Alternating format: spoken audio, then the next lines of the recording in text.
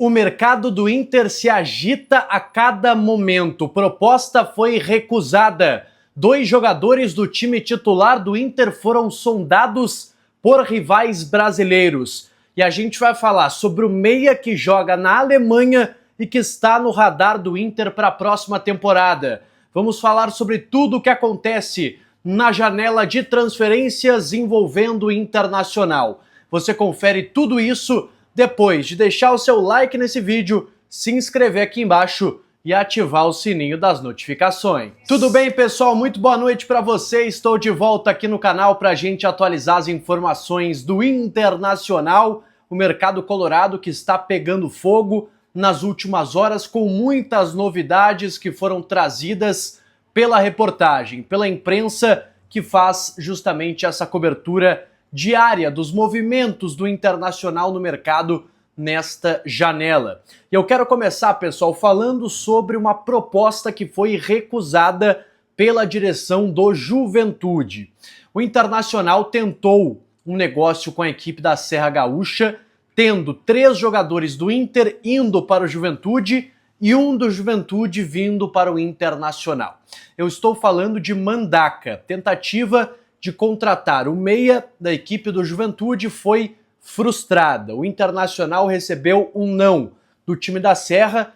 A troca não foi aceita pelo time da Serra, que teria Kehler, Cleiton Sampaio e Ronaldo à sua disposição em troca do Mandaca. Isso foi negado pela direção do Juventude. A informação é do Leonardo Mal, repórter da Rádio Bandeirantes. Eu conversei há pouco, inclusive, com o Fábio Pisamilho, presidente do Juventude, que me negou mais uma vez que o Inter tenha feito contato por esse jogador.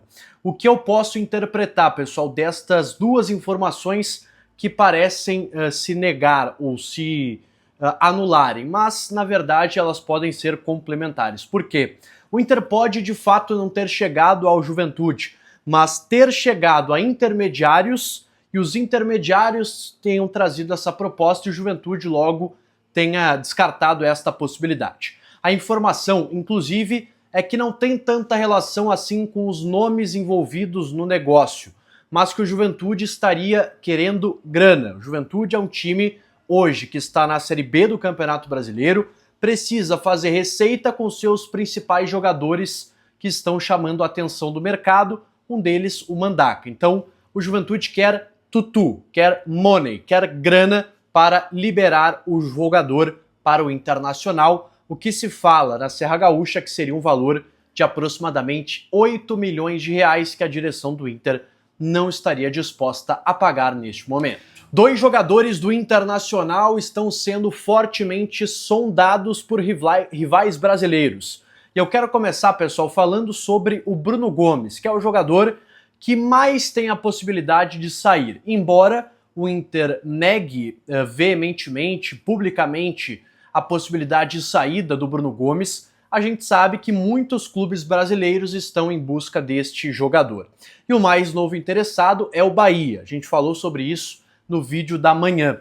Só que o Lucas Colar, pessoal, trouxe alguns detalhes a mais de uma proposta que estaria sendo efetivada pelo Bahia nos próximos dias. E essa proposta envolveria um valor em dinheiro de 5 milhões de euros, que é um valor aí aproximado de um pouco mais de 32 milhões de reais. E um jogador nesta negociação. Ou seja, o Bahia estaria fazendo parecido com o que está fazendo o Cruzeiro, que é colocar uma grana e botar mais 2 jogadores no negócio para levar o Vitão. Só que ele está tentando botar uma grana, 5 milhões de euros, mais um jogador do seu elenco para tentar levar o Bruno Gomes. O Lucas Colar também citou, pessoal, alguns jogadores que teriam sido comentados nos bastidores. Um deles é o Iago, lateral esquerdo, que passou pelo Internacional, foi vendido pelo clube para o futebol alemão, agora retornou ao futebol brasileiro. O outro é o Kaique, que é um ponta que foi formado na base do Fluminense, foi para o Manchester City, nunca vingou, rodou pelos clubes aí do grupo e acabou parando no Bahia. E o último nome seria o Rezende, ele que é volante, tem 30 anos, é um nome já menos interessante aí para o Internacional do que esses 2 primeiros que eu citei. Então o Bahia, pessoal, tá vindo forte, tá, em relação ao Bruno Gomes. O que se fala, inclusive, nos bastidores é que o staff do Bruno Gomes, o seu empresário André Cury e os seus demais agentes que cuidam da sua carreira estariam tentando fazer essa negociação, porque enxergam no Bahia um time mais promissor, mais arrumado, um time que possa desenvolver ainda mais o Bruno Gomes e quem sabe conseguir a venda para a Europa. Também lembrando que o Bahia pertence ao Grupo City, então facilitaria, quem sabe, uma porta de entrada no futebol europeu, quem sabe pelo Girona, que é o time da Espanha que pertence ao grupo, e posteriormente no Manchester City. Então, o staff faz pressão, o Inter tenta resistir, mas sabe que chegando uma proposta considerada irrecusável, que eu sinceramente não sei o que seria, mas o que se comenta é que seja algo na casa dos 8 milhões de euros, e aí o Inter não teria o que fazer, mas acredito que essa proposta, se vier, repito, ela está sendo ainda especulada, mas se vier deve ser recusada, porque o Inter quer grana, claro que jogadores interessam, né, ao Inter, mas convenhamos, né, não vale a pena tu dar um bom jogador, pegar uma grana e pegar um jogador bom ou uma aposta em troca. Talvez valha como o Inter fez, por exemplo, pelo Vitão. Tu pega 2 jogadores que podem ser úteis ao teu time e ainda pega um dinheiro. Aí eu acho que é diferente. Mas dinheiro e mais um jogador, acho que é melhor pegar uma grana alta e é isso que o Inter está esperando. Não sei e acho que não vai ser a proposta que está sendo estudada pelo clube baiano. O outro jogador do Inter, pessoal, que foi sondado nos últimos dias é o Alan Patrick. E essa consulta foi feita pelo Fluminense. Após o fim do Campeonato Brasileiro, o tricolor do Rio entrou em contato com o André Cury, que também é o empresário do Alan Patrick. Ele é do Bruno Gomes e também é o agente do Alan Patrick. Mas sobre o Alan Patrick dá para tranquilizar, tá, pessoal? Um pouco mais você, torcedor colorado que me acompanha. Porque o Alan Patrick não tem o desejo de sair do Internacional, ele recém renovou o seu contrato com valorização salarial, sabe que o time em geral ficou devendo ao longo da temporada, por mais que ele, Alan Patrick, tenha números bons, tenha feito uma boa temporada, até individualmente falando, mas ele quer ficar no Internacional, não é um desejo dele se transferir. E o negócio nem chegou no Inter, tá? O Fluminense parou no André Cury, a resposta do empresário ao Fluminense já praticamente decretou o fim do negócio, porque o Fluminense entendeu que o Inter não aceitaria, né, uma liberação tranquila do Alan Patrick. Se tivesse sido rebaixado, aí seria outra história. O Inter provavelmente teria que abrir mão do Alan Patrick pelo seu valor mensal. Mas ficando na Série A, o Inter quer manter o Alan Patrick e ele quer permanecer, por isso o negócio está praticamente descartado, muito difícil que ele deixe o Internacional. A menos que surja uma outra proposta de outro mercado. Se fala bastante do mercado norte-americano, que estaria interessado no Alan Patrick, e aí é diferente. Aí é um plano de carreira, quem sabe fazer o pé de meia no futebol norte-americano nas últimas temporadas da sua carreira, talvez seja um desejo aí do Alan Patrick. Mas mercado brasileiro, muito difícil que ele deixe o Internacional. E eu quero terminar esse conteúdo, pessoal, falando sobre Leonardo Bittencourt, que é o meia que joga no futebol alemão e que mais uma vez está no radar do Internacional. O Inter ele tem alguns processos, né, que são ciclotímicos. O Inter observa alguns jogadores e eles não saem da lista do Inter independente do seu momento. Esse é o caso do Leonardo Bittencourt, que é um meia que já está sendo avaliado pelo Inter, pelo que eu me lembre, há pelo menos 2 temporadas. É um jogador que joga atualmente no Werder Bremen, da primeira divisão da Alemanha. O seu contrato se encerra agora, na metade do ano, em julho, e ele tem 32 anos, é brasileiro, mas também tem a cidadania italiana. Alemã. Esse jogador, pelo que eu me lembre, pelo menos, ele nunca chegou a jogar assim com tanto destaque no futebol brasileiro. Construiu a sua carreira jogando na Europa e estaria interessado sim no retorno ao Internacional. A informação é do colega Juliano Machado, repórter que trouxe essa com exclusividade do interesse do Internacional.